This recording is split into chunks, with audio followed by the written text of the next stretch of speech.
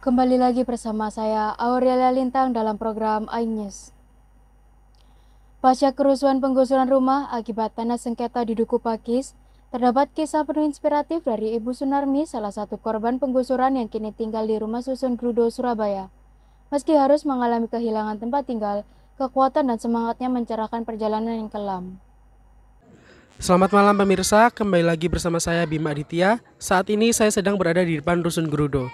Pada tanggal 9 Agustus 2023 lalu, sebanyak 28 kepala keluarga di Duku Pakis, Kota Surabaya menjadi korban penggusuran karena tempat yang mereka tinggali merupakan tanah sengketa.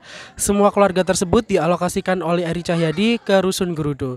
Salah satu korban penggusuran tersebut yaitu ada Ibu Sunarmi. Ibu Sunarmi dan keluarga memutuskan untuk ikut dialokasikan ke Rusun Grudo. Untuk mengetahui lebih lanjut bagaimana kondisi salah satu korban penggusuran yaitu Ibu Sunarmi, langsung saja kita menemui Ibu Sunarmi.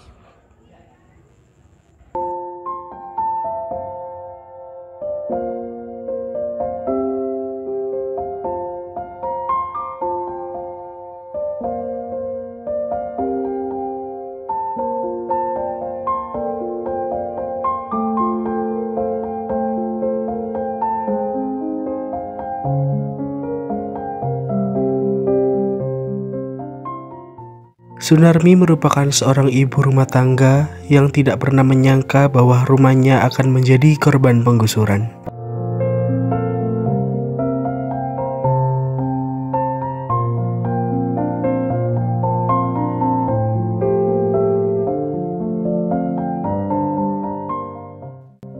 Ia mengaku peristiwa itu terjadi secara mendadak dan membuat kaget para korban.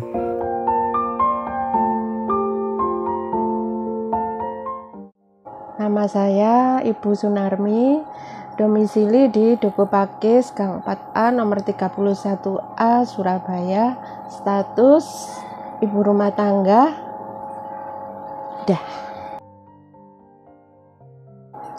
Peristiwa penggusuran rumah di Duku Pakis itu peristiwanya nggak kita sangka-sangka ya. Jadi itu sepertinya dadakan sekali.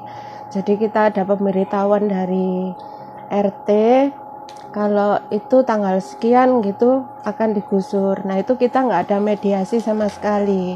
Jadi kita nggak ada pemberitahuan. Nah setelah itu kita ya antara percaya dan tidak.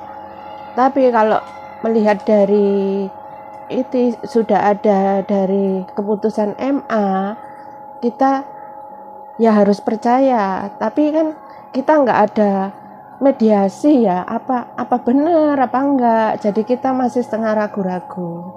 Tapi ya kenyataannya ya dieksekusi. Kami semua itu warga 28 kakak dieksekusi semua.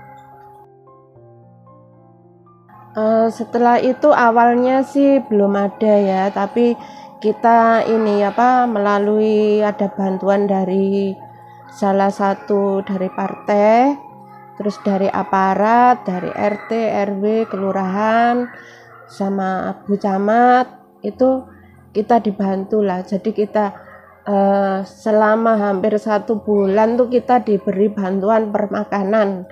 Terus kami ditampung di rumah warga yang lebih besar, mungkin kos-kosan. Terus yang untuk permakanannya tiap hari kita dijamin satu hari 3 kali makan. Jadi terus kesehatan dari puskesmas juga dijamin kita.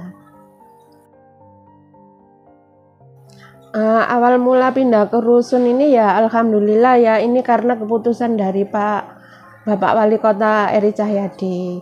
Ya jadi Bapak Eri mempunyai keputusan untuk menempatkan sementara selama tidak mempunyai tempat tinggal bisa menghuni di Rusunawa Grudo. Ya kami bersyukur sekali ya atas keputusan Bapak Wali Kota.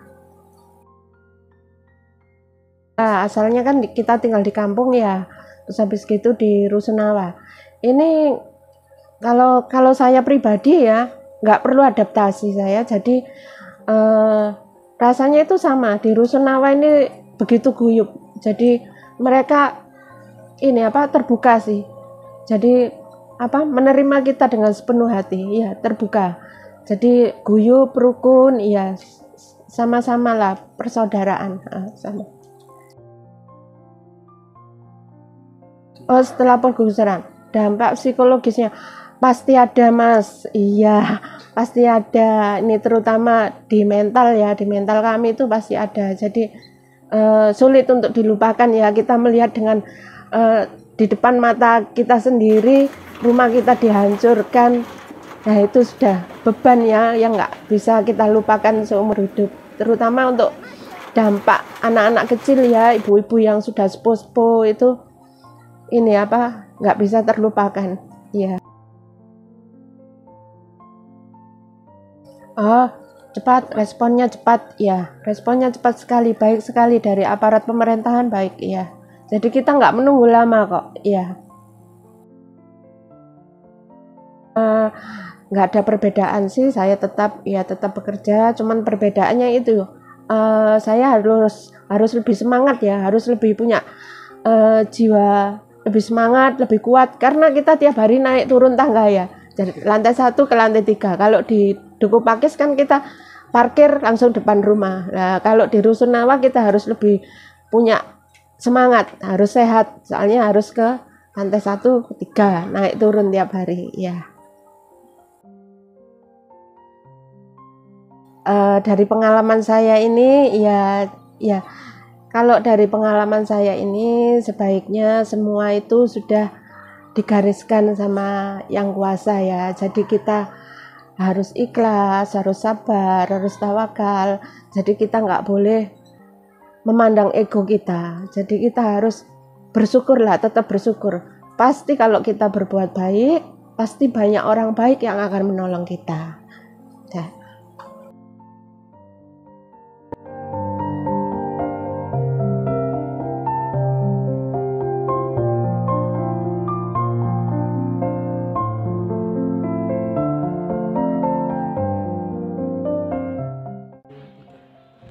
Seperti itulah kisah inspiratif dari Ibu Sunarmi yang merupakan salah satu korban dari peristiwa penggusuran yang ada di Duku Pakis. Sekian liputan dari saya kembalikan ke Lintang yang ada di studio. Meskipun pernah merasakan pahitnya penggusuran, kisah Ibu Sunarmi mengajarkan kita bahwa di tengah kesulitan ada kekuatan untuk bangkit. Saya, Aurelia Lintang, pamit undur diri.